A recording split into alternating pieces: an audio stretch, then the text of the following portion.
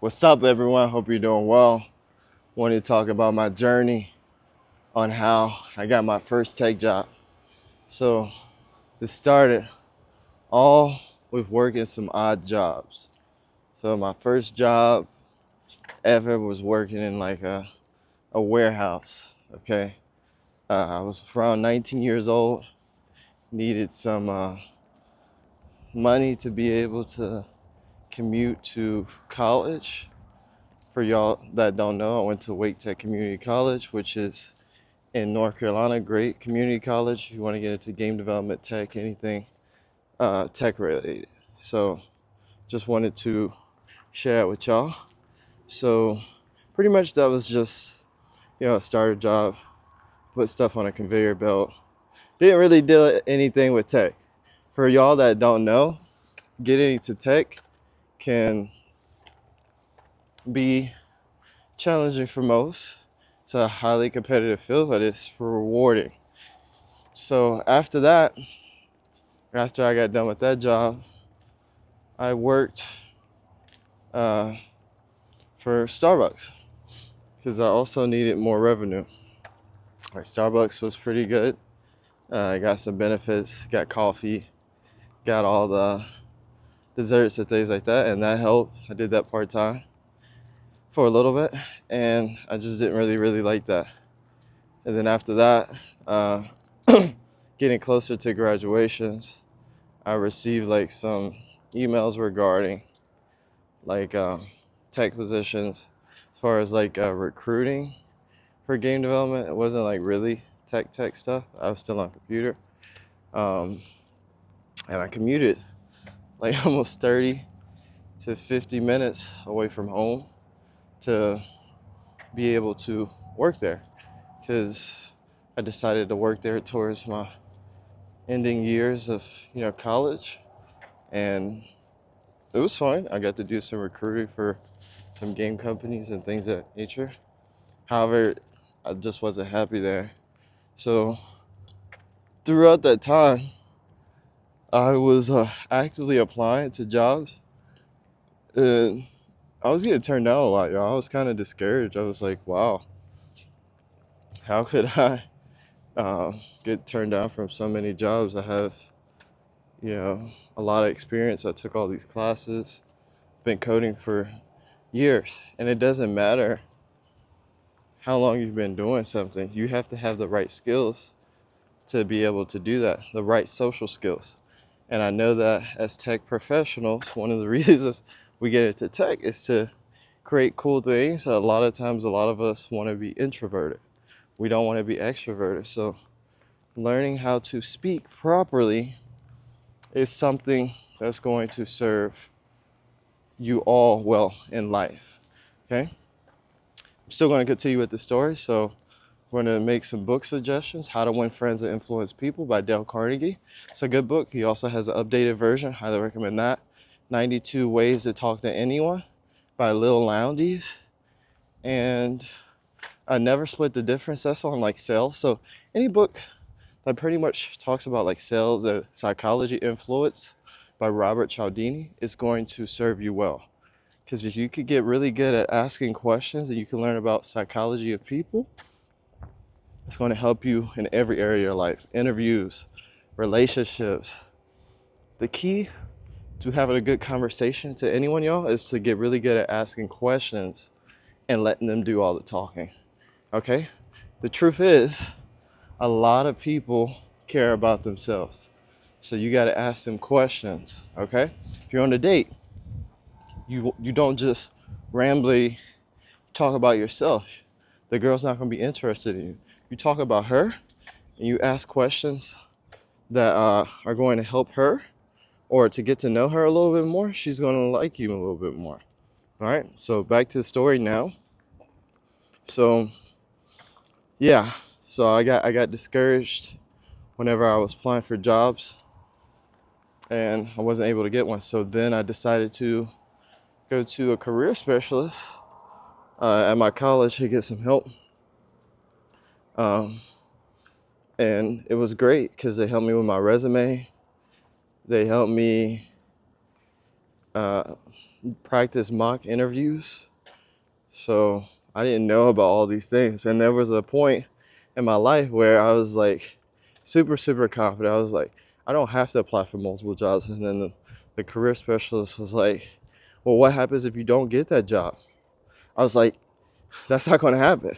I'm going to get it. Well, I mean, I love your positivity. There are cases where some people don't. So let's just say you don't. Well, then I have to keep applying. So she suggested that I apply for multiple jobs. So that's what I did. And I interviewed at a couple places. One place in particular, I had a friend that worked there, and I really, wanted to get into tech. So here's the thing, y'all, about tech. Like, it doesn't matter really what degree you have, it's about the skills. So I got the interview. All right, and the reason I got the interview is because I called so much. So if y'all looking to get a job, you got to call. You got to be persistent. Jobs like a candidate who's persistent.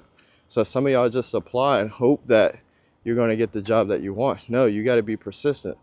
And this is coming from a tech recruiter. I used to be a tech recruiter as well. So I know a couple things. You want to make sure that your resume matches the job description as close as possible, and get really good at, interviewing, asking questions, being an attentive listener, and things of that nature. So when it comes to anything in life, y'all, it's volume. Like Alex Hermosi says, volume negates luck. Okay? You do enough volume, you're going to achieve some great things in life. All right? So don't get discouraged if you don't get your first tech job. So after I did a whole bunch of mock interviews and applied, my college had like a job fair or a career fair, and a whole bunch of employers came there. And so I dressed up and I introduced myself and gave different employers my resume, and then I followed up as far as like where I was to see if I was a good candidate, and I got selected to work at this company known as Emphasis. It's a pretty good company for anyone starting out in tech. I'm grateful for them because it allowed me to get where I want to be. And then due to the pandemic, I was there with the company for almost 2 years. I got laid off. But during that process, I already had like my online fitness business. So I was doing that, and also Beachbody. I started my online fitness business in 2019, and I hired this mentor. Name is King Keto, Brandon Carter. Great guy. Met him in person, and he changed my life. He still changes my life to this day. So highly recommend it. If any of y'all ever decide to, go from tech to being in fitness or becoming an online fitness coach, somebody I would highly suggest, starting out. And yeah, y'all, when it comes to this, whenever you're applying for stuff, don't be discouraged. You could get your first tech job. It took me almost a year. I didn't give up because I know it's a numbers game. And it's also a skill game as well. So focus on these skills, y'all. Focus on these skills. Focus on becoming a better active listener. Focus on asking questions and seeing things from others' point of view, and just asking, what can I do? What amount of effort can I put in to make failure impossible? And make a list of all those things, and you'll be successful. So don't ever get discouraged. Don't ever say that you can't do anything. The words you say are really important, because if you say something, your mind's going to pretty much believe and follow those words. So always give yourself a reputation to live up to. Think about, what does the best version of myself do? Does he skip his workouts? Does he sleep in? Does he give up at the first sign of adversity? No, he doesn't. So if y'all have any more questions as far as like getting your first tech job, let me know. I know there's other people that you could follow and watch. However, I've been through it. And from my experience, a lot of people don't talk about this. Y'all might not think that you need to learn sales, that everything is a sell. Whenever you want to get someone to agree with you, it's sell. In your day-to-day conversations, it's sales. So I highly recommend that. Getting some sales books. Brian Tracy's also good. The Psychology of Selling, Wolf of Wall Street. I would start out with How to Win Friends and Influence People. And if you don't have good habits in your life, Atomic Habits is good by James Clear. The Power of Habit by Charles Doug, and The Slight Edge is a good book. Okay, so hope this video was helpful. Got any questions, let me know. And I'm interested in knowing in the comments, what do you do in tech? I was a software engineer, I was a support engineer, did a lot of different things. So let me know. And I was also a game developer in college, and I did a lot of C#. So let me know in the comments what you do below as far as tech.